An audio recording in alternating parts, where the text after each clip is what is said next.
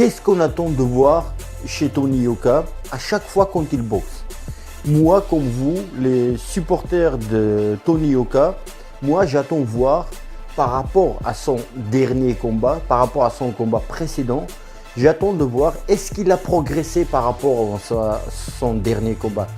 Est-ce qu'il a enrichi son panel technique? Est-ce qu'il a un autre bagage des enchaînements? Est-ce qu'il est plus précis que le dernier combat? Etc. etc. Et pour moi, c'est oui.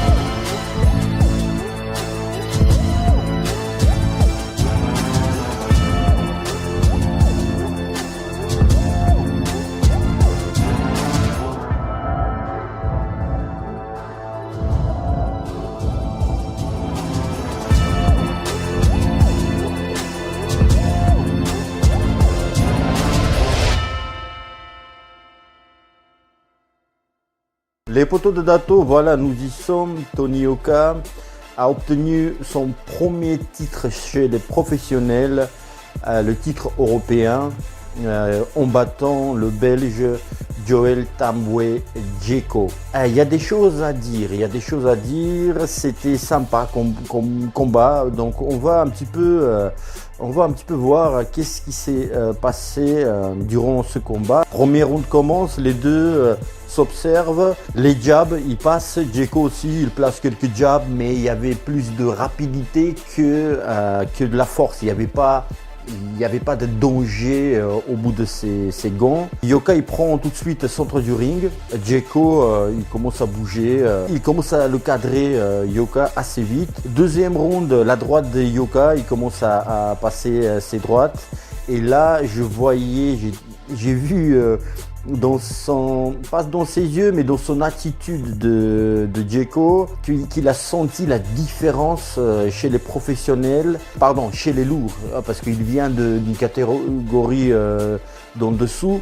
Les lourds, c'est autre chose. Rien que le jab de Tony Yoka, on va y venir, jab du gauche, rien que là, il a senti la différence, on voyait, elle était flagrante. L'allonge aussi, elle était pour Tony Yoka, déjà parce que naturellement il a une plus grande allonge que Djeko, mais aussi parce que Djeko il employait très très mal son jab, donc il pouvait pas souvent atteindre Yoka, il l'atteignait quand Yoka avançait sur lui pour la plupart du temps. Donc encore une fois, les jabs sont en danger. Troisième round, il commence Yoka à appuyer ses coups, les droites. Il se déplace, assez chiant à boxer Djeko, dans le sens où non, il n'a pas pourri le combat, parce qu'il y a des boxeurs qui proposent la boxe, qui est que je ne vais pas boxer, je vais pas te faire boxer non plus. Donc soit tu boxes, soit tu laisses boxer ton adversaire, soit vous boxez les deux, enfin. Et c'était pas, voilà, donc il voulait pas pourrir le combat Djeko.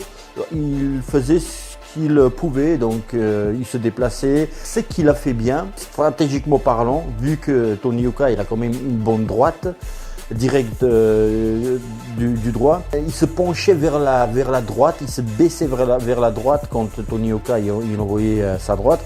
Donc il ne pouvait pas l'atteindre, il était comme un serpent un petit peu. La physionomie du combat, ça ne changeait pas trop de round en round, sauf que Djeko, il attaquait presque tous les débuts du round, où souvent il attaquait avec des enchaînements, mais Tony Yoka, il bloquait bien les coups. La chose à noter au début de cette vidéo, quand je vous ai dit est-ce qu'on voit la progression chez Tony Yoka, et moi j'ai vu une des progressions, c'est que quand les attaques venaient de la part de Djeko, il avait la garde, donc il se protégeait avec deux bras, il bougeait sa tête, il esquivait, pas la tête mais le buste. Ça, on a rarement vu chez Tony Yoka. Normalement, il bloque, il est assez statique. Mais là, il était le haut du corps, il était assez élastique. Et ça, j'ai beaucoup aimé. Ça, c'est nouveau, ça, chez lui.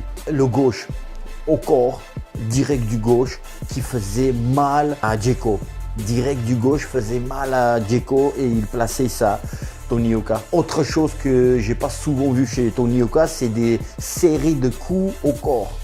Il peut envoyer les coups, il envoyait à la droite, mi-uppercut, mi-crochet au corps.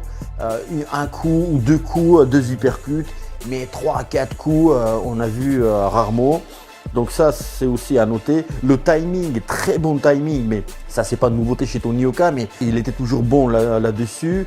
Donc timing, c'est trouver le bon moment, c'est l'instinct, c'est même pas seconde, l'instinct pour toucher son adversaire. Donc avec ses jabs direct du gauche, très très bon timing. Et c'est ça qui a fait aussi le travail, hein, c'est son jab, comme souvent. 5e round, encore une fois, bon début de round. Il a commencé à attaquer Dzeko, mais quelques crochets appuyés. Ça touchait Yoka, ça touchait mi-tête, mi-les gants. Donc c'était pas, il touchait pas proprement, c'était pas sans danger si vous voulez quelque part. 6e round, les directs au corps. 7e, 8e, 9e, 10e, à peu près pareil. 11e round, la droite de Yoka qui fait, qu'il a sonné Dzeko. Moi j'avais l'impression qu'il a sonné Dzeko, même si il a quand même, il est arrivé à répondre avec son jab du gauche, façon de dire je suis toujours là quoi. Mais bon, il était plus là. Il était plus là au bout de 4e round, je crois. Il a assez vite compris que la différence de technique, d'expérience, c'est pour Tony Yoka, la force de frappe. Il y avait quand même une différence de niveau, même si c'est un très bon boxeur, Dzeko. Alors 12e round, Yoka, on y arrive, il veut en découdre, il veut abréger le combat, vu que ce qui s'est passé hier à la pesée, il voulait dire ok, bah viens. C'est même pas il voulait dire, il a dit avec ses gestes, il a pris centre du ring.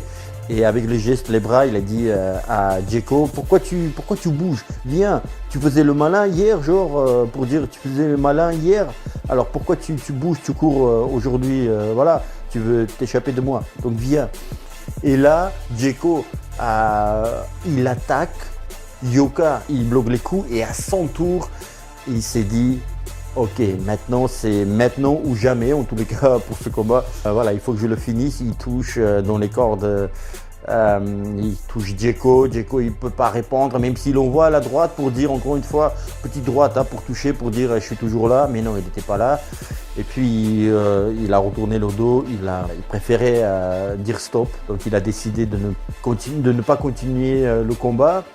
Et moi, au départ, j'ai pas compris. Je me suis dit, peut-être il voyait pas déjà parce qu'il avait une hématome, les pommettes qui gonflaient, les deux yeux, l'œil droit, ça se fermait, il voyait plus grand chose.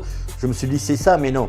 En fait, il voyait quoi. Il pouvait pas arrêter pour ça, mais il a arrêté parce qu'il voulait pas prendre un KO. Et puis, je peux pas le blâmer. Je peux pas le critiquer, Dzeko. Il n'a pas fait comme Yildirim, l'adversaire de Canelo qui a abandonné à la fin du 3e round, sans rien proposer, sans rien essayer de faire, sans essayer de gagner. Et ça, j'ai pas aimé. Et voilà, bon, on n'est pas là pour parler de ces combats-là, mais voilà, le combat se termine ainsi.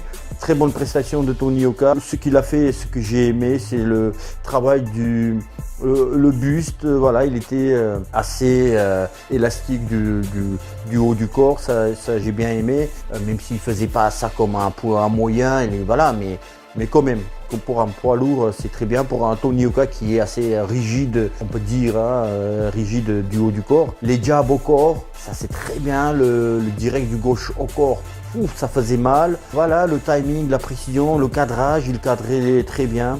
Il ne se précipitait pas, il faisait ce qu'il fallait faire, il voulait finir le combat avant la limite et il l'a fait. Et ça aussi, ça donne beaucoup de confiance en tant que pugiliste, en tant qu'athlète de haut niveau. Ça te donne énormément de confiance quand tu décris le combat, comment tu le vois. Et puis ça se passe comme ça. Il voulait gagner avant la limite et puis il l'a fait. Aussi à noter, il a fait 12 rounds, donc ça j'ai beaucoup aimé aussi. Pour son premier 12 rounds, il les a fait tous et ça c'est très bien. Donc pour son expérience, comme ça, pour voir son endurance physique, le cardio, etc. Pour tester tout ça, c'est très bien qu'il l'ait fait. Parce que quand un jour, s'il a une chance mondiale, donc ça sera en 12 rounds, ça ne va pas être nouveau pour lui. Il aurait déjà fait au moins un combat, celui-ci, en 12 rounds. Donc ça c'est bien. Voilà, on attend voir la suite pour Tony Yoka. Je le félicite, on le félicite. Je vous dis les potes de à bientôt. À très très bientôt. Et bim!